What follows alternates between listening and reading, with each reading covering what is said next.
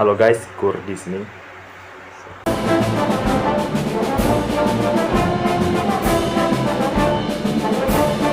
Halo guys, Kur di sini. Jadi kali ini gua akan menjelaskan tentang materi geologi struktur. Sebelumnya, gua ingin memperkenalkan diri terlebih dahulu. Pertama, nama gua Muhammad Kurniawan. Sekarang gua berkuliah di Universitas Sriwijaya dengan program studi Teknik Geologi. NIM gua, nomor induk mahasiswa adalah 0303071182126002. Selanjutnya gua akan menjelaskan tentang materi geologi struktur. Sebelum menjelaskan tentang geologi struktur, gua akan menjelaskan tentang beberapa struktur bumi, bagian-bagian bumi. Bagian bumi itu dapat dibedakan menjadi 3 berdasarkan komposisi penyusunnya. Pertama itu ada inti bumi. Inti bumi itu memiliki kedalaman yaitu 2883 km dari pusat bumi. Inti bumi itu terdiri dari susunan nikel dan ferum, nikel dan besi, atau disingkat menjadi nive. Lalu setelah inti bumi ada di atas inti bumi ada namanya mantel bumi. Mantel bumi itu kebanyakan dia tersusun dari bahan yang cair. Terus mantel bumi memiliki kedalaman sekitar 2.900 km dan merupakan 84% penyusun dari seluruh volume bumi. Mantel bumi dapat dibagi menjadi mantel atas dan mantel bawah. Mantel bawah terdiri dari bagian astenosfer, yaitu memiliki kedalaman sekitar 200 km, dan mantel atas terdiri dari bagian bawah litosfer. Bagian bawah litosfer yang memiliki kedalaman sekitar 50-120 km. Lalu ada kerak bumi. Kerak bumi sebagian besar terdiri dari litosfer. Kerak bumi ini dibagi menjadi dua, yaitu kerak benua dan kerak samudra.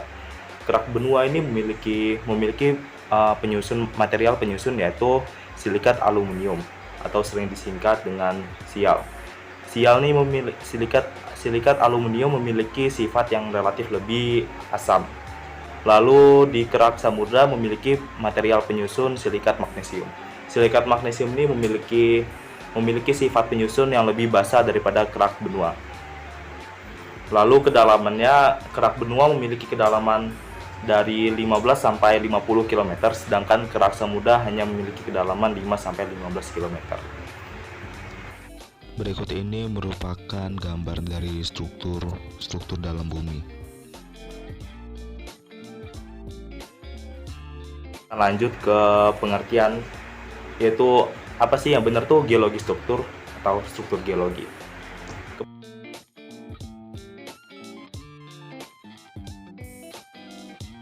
Kebanyakan orang masih bingung antara dua itu. Bahkan banyak yang menganggap sama antara geologi struktur dan struktur geologi. Padahal geologi struktur dan struktur geologi itu adalah dua hal yang berbeda. Geologi struktur itu adalah ilmu, sedangkan struktur geologi adalah objek yang dipelajari dalam ilmu geologi struktur. Menurut Bartley 1965, geologi struktur adalah ilmu yang mempelajari struktur-struktur individual kerak bumi seperti antiklin, sesar sungkup, teras, sesar-sesar, liniasi, dan lainnya dalam suatu unit tektonik. Menurut Spencer, geologi struktur ini mengamati dua struktur geologi, yaitu adalah struktur primer dan struktur sekunder. Struktur primer adalah struktur yang terbentuk berbarengan dengan pembentukan batuan tersebut. Sedangkan struktur sekunder adalah struktur yang terbentuk setelah terjadinya pembentukan batuan tersebut. Selanjutnya saya akan menjelaskan tentang macam-macam pergerakan lempeng. Pada umumnya secara garis besar pergerakan lempeng dibagi menjadi dua, yaitu pergerakan secara konvergen dan pergerakan secara divergen. Pergerakan secara konvergen merupakan pergerakan saling mendekat antar lempeng, sedangkan pergerakan divergen adalah pergerakan saling menjauh antar lempeng. Pergerakan konvergen dibagi lagi menjadi beberapa pergerakan, diantaranya adalah pergerakan subduksi, lalu ada kolisi, dan ada shearing. Pergerakan subduksi terjadi ketika lempeng benua dan lempeng samudra saling mendekat dan menyebabkan lempeng samudra akan menunjam ke bawah lempeng benua karena lempeng samudra memiliki massa jenis yang lebih besar daripada lempeng benua. Selanjutnya penunjaman itu akan menyebabkan lempeng samudra tersebut akan mencair, dan mencairan lempeng samudra itu akan menyebabkan jalur lava yang akan naik ke atas dan akan membentuk gunung api. Selain itu, pembentukan lain juga penunjaman antara lempeng samudra ke bawah lempeng benua akan menyebabkan terbentuknya palung. Lalu ada collision. Collision adalah pergerakan saling mendekatnya antar lempeng, yaitu antar lempeng benua dengan lempeng benua.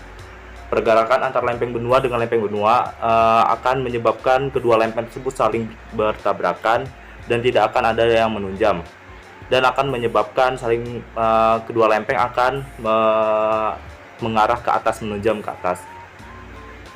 Hasil dari collision adalah deretan pegunungan. Contohnya adalah deretan pegunungan Himalaya. Lalu ada sharing. Sharing adalah pergerakan saling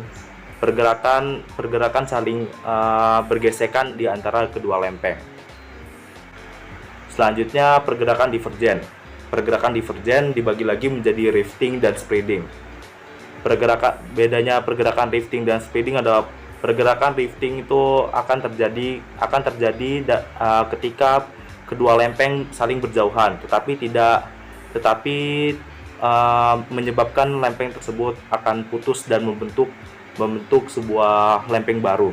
Sedangkan spreading akan menyebabkan lempeng tersebut hanya melebar dan tidak memunculkan sebuah lempeng baru. Penjelasan kenapa lempeng-lempeng tersebut bisa bergerak.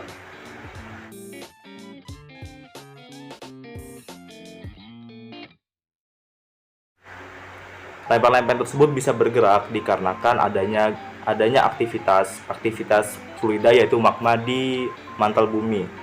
Aktivitas fluida ini dipengaruhi oleh gaya magnet bumi dan gaya gravitasi.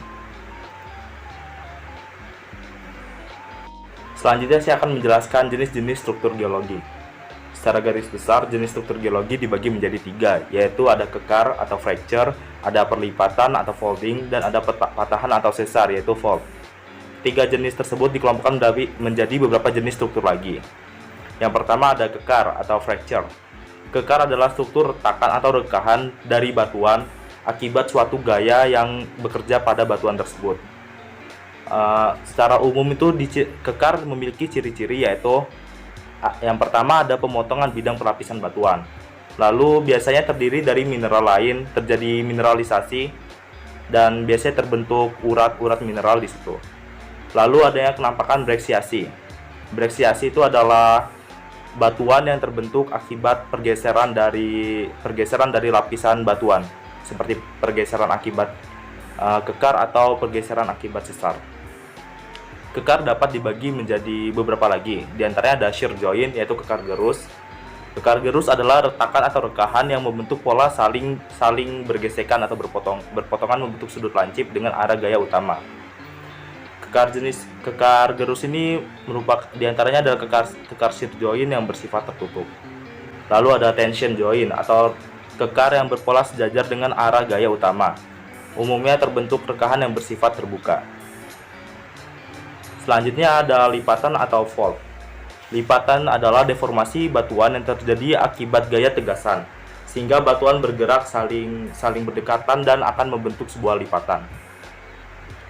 Berdasarkan bentuk lipatan itu dibagi menjadi, lipatan memiliki 2 unsur, yaitu ada namanya anticline dan ada namanya anticline yang akan membentuk struktur seperti bukit, dan ada namanya syncline yang membentuk struktur seperti lembah. Lalu lipatan dibagi menjadi beberapa. Ada lipatan paralel, lipatan yang dengan ketebalan lapisannya tetap atau sama. Lalu ada lipatan similar, lipatan dengan jarak lapisan sejajar dengan sumbu utama. Ada pula lipatan harmonik atau disharmonik, lipatan yang berdasarkan menerus atau tidaknya sumbu utama. Ada lipatan petikmatik, yaitu lipatan terbalik terhadap sumbunya. Lipatan chevron, lipatan bersudut dengan bidang planar. Lipatan isokline, lipatan dengan sayap yang sejajar. Lipatan clean bands adalah lalu ada lipatan clean bands, yaitu lipatan yang bersudut tajam yang dibatasi oleh permukaan planar. Selanjutnya akan saya berikan contoh-contoh gambar lipatan tersebut. Berikut merupakan contoh dari gambar lipatan-lipatan.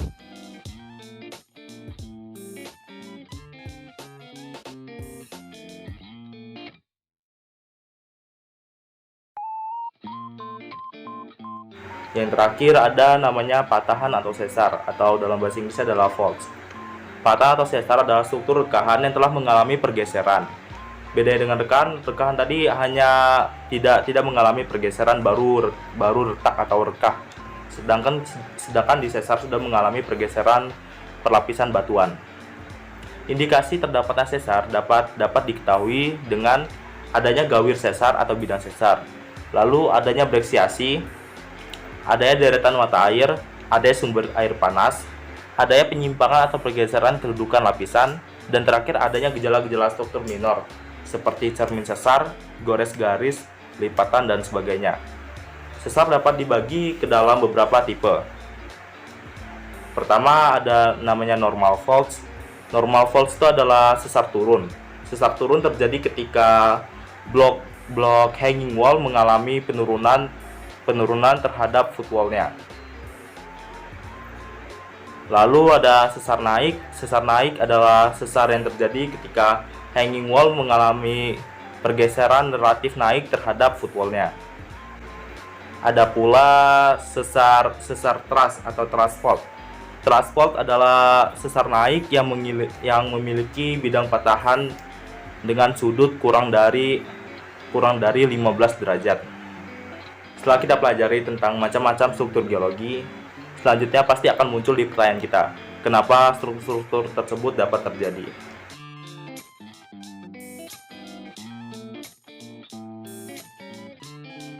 Hal ini dapat dijelaskan dengan struktur-struktur tersebut terjadi karena adanya gaya yang terkena pada bidang batuan tersebut. Gaya-gaya tersebut terbagi menjadi 3 gaya utama, yaitu adalah gaya compression, gaya tension, dan gaya shear. Gaya compression itu adalah gaya eksternal yang saling berhadapan dan saling menekan batuan. Batuannya akan mengalami pemendekan atau shortening. Sedangkan tension adalah gaya eksternal yang menyebabkan perlapisan saling menjauhi. Hasil dari tension adalah perlapisan batuan akan mengalami pemanjangan. Sedangkan shear adalah gaya eksternal yang menyebabkan perlapisan akan bergeser sejajar atau saling bergesekan. Sekian penjelasan materi geologi struktur dari saya. Sebelumnya jika ada kesalahan dalam penggunaan kata ataupun kesalahan dalam penyampaian materi, saya mohon maaf, dan kepada Tuhan saya mohon ampun. Terima kasih. Wassalamualaikum warahmatullahi wabarakatuh.